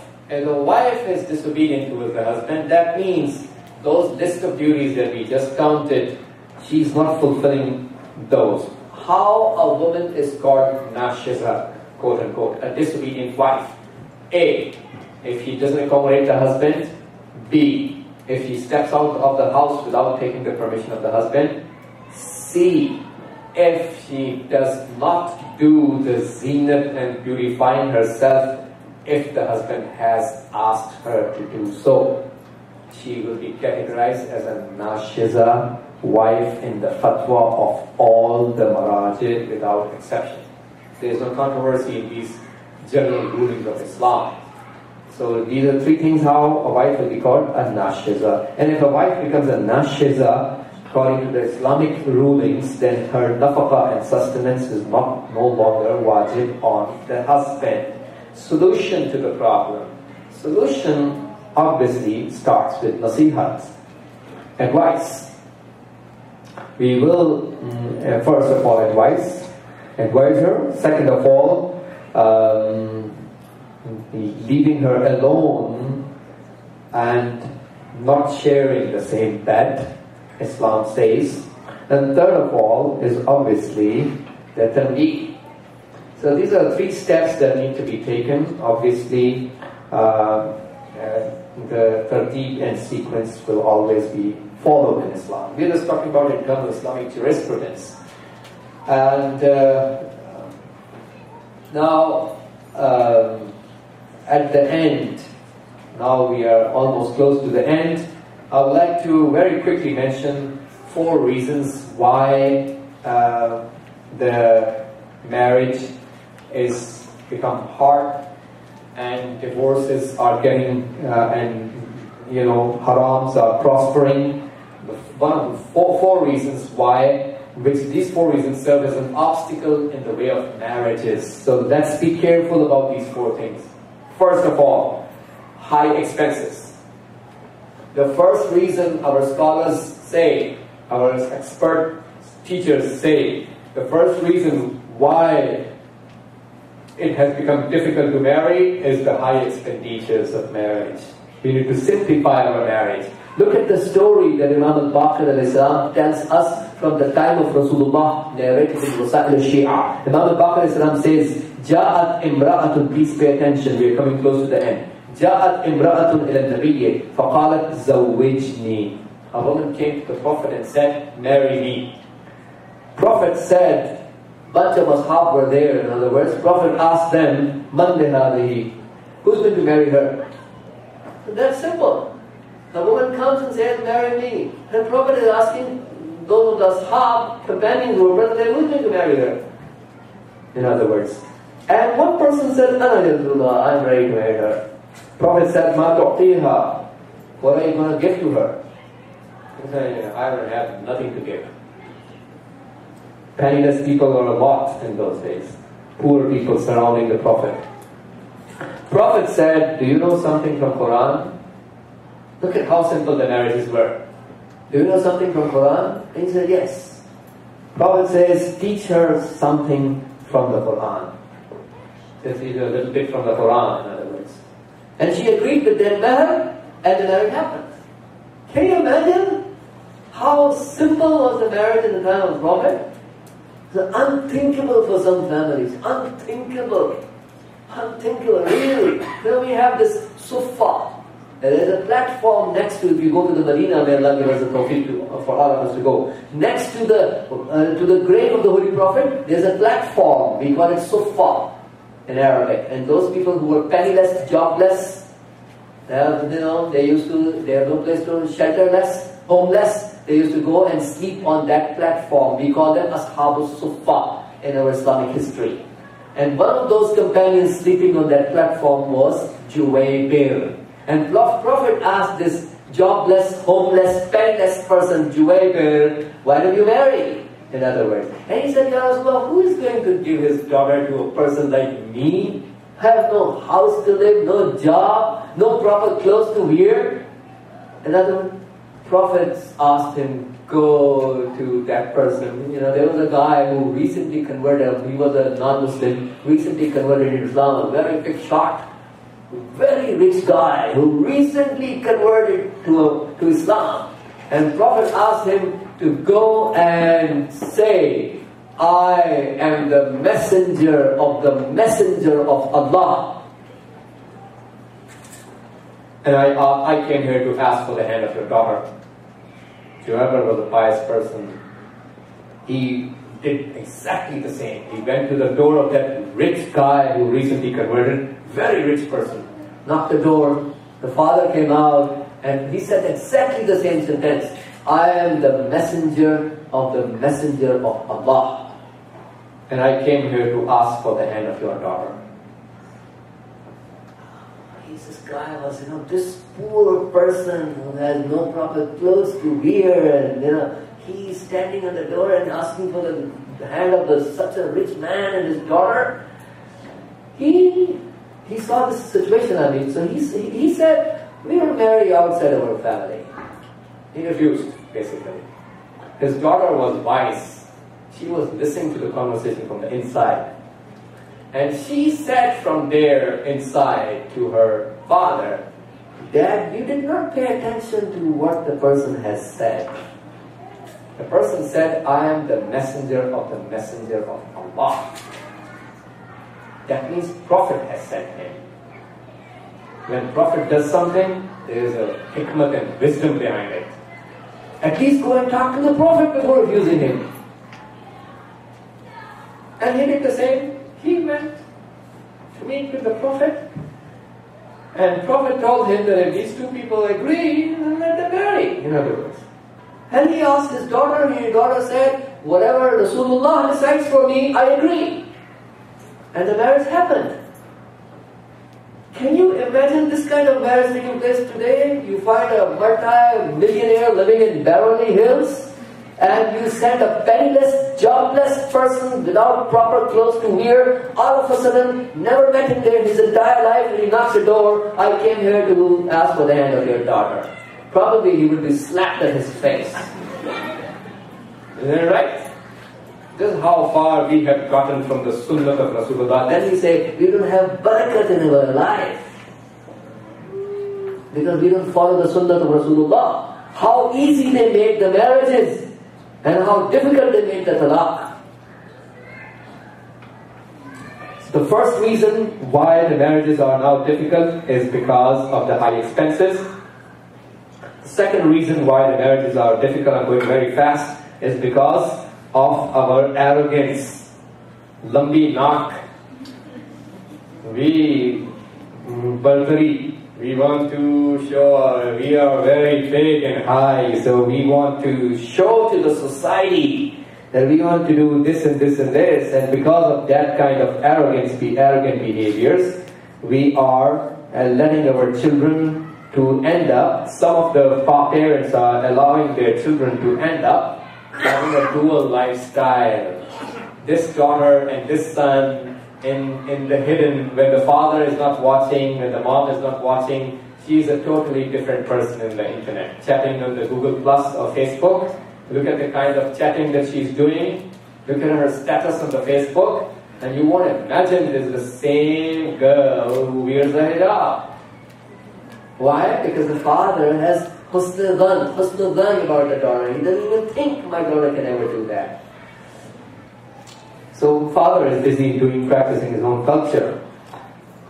So third of all is obviously our inhiraf, our spiritual inhiraf. Some people get inclined towards the harams. They get habituated with the harams, and that's how the halal is. It becomes not an option for them. Look at the behavior of Imam Ali alayhi salam. Imam Sadiq alayhi salam says, كان أمير المؤمنين عليه السلام يكره أن يسلم على الشاب. Amir al-Mu'mineen used to consider saying salam on a young girl as makruh. That means as something disliked. Imam Ali disliked to say salam on a young girl. It's not mustahab in Islam anyways for a boy to say salam to a young girl. It's not mustahab. There are reasons behind the rulings of Allah subhanahu wa ta'ala. And then Imam Salih alayhi salam says, وَيَقُولُ أَتَخَوَّفُ أَن يُعْجِبَنِي صَوْتُهَا. I'm afraid that her voice can please me. Obviously he's masoom. He's never going to be derailed from the straight path. He's teaching us. We are sinners, isn't it right? We can be derailed. It takes a moment, a second for shaitan to deceive a person. So we need to be careful about the inhiraf in spiritual matters. This is the third, this inhiraf is the third obstacle in the way of marriages. And the fourth and the last one is obviously a lack of attention of the parents. Because some parents are not paying attention, and if the son does any haram because the father was able to take care of that, but he is delaying the marriage inappropriately because of cultural reasons, and the son or the daughter ends up doing a haram because of the failure of the father, then the sin is going to be divided between the son and the father. Both are sinners in the eyes of Allah. This is the money well spent. If you as a father have, money with which you can have your daughter-in-law in your house, how much is going to increase in your expenditure? How much food extra would be purchased in your house if you bring your daughter-in-law? How much one person can eat? If you have that much money that you can afford one more person in your house, this is the money well spent. This is the money well spent to marry your children timely, to avoid them having hypocritical, munafiqat and dual lifestyle, a different lifestyle hiding away from the parents and a different face in front of the parents. We need to have the zahir and batin, they're hidden and they're apparent same. So provide the halal for them instead of them opting for haram in the hidden. Because remember what I said in the beginning, Prophet has already said, marry, otherwise you are one of the sinners. May Allah subhanahu wa ta'ala bless all of us to understand and to practice the ma'arif of Quran and Ahlul Bayt and Salam. I have in my mind to talk about why the children disobey the parents, but I think it's going to take a longer time and we can't reach that. Let's read the dua. Allahumma salli ala Muhammad wa ali Muhammad. اللهم عرفني نفسك فإنك إن لم تعرفني نفسك لم أعرف نبيك اللهم عرفني رسولك فإنك إن لم تعرفني رسولك لم أعرف حجتك اللهم عرفني حجتك فإنك إن لم تعرفني حجتك ضللت عن ديني اللهم انصر الإسلام والمسلمين واخذل الكفار والمنافقين اللهم انصر من نصر الدين واخذل من خذل المسلمين اللهم انصر واحفظ وأيد علماءنا الربانيين ومراجعنا الربانيين لا سيما الولي الفقيه قائد المسلمين اللهم انصر جيوش المسلمين وعساكر الموحدين اللهم فك عن الأسراء المسلمين اللهم وفقنا لما تحب وترضى وعجل في فرج مولانا صاحب الزمان واجعلنا من أنصاره وأشياعه وأتباعه وأعوانه بجاه محمد وآله الطاهرين. Thank you very much.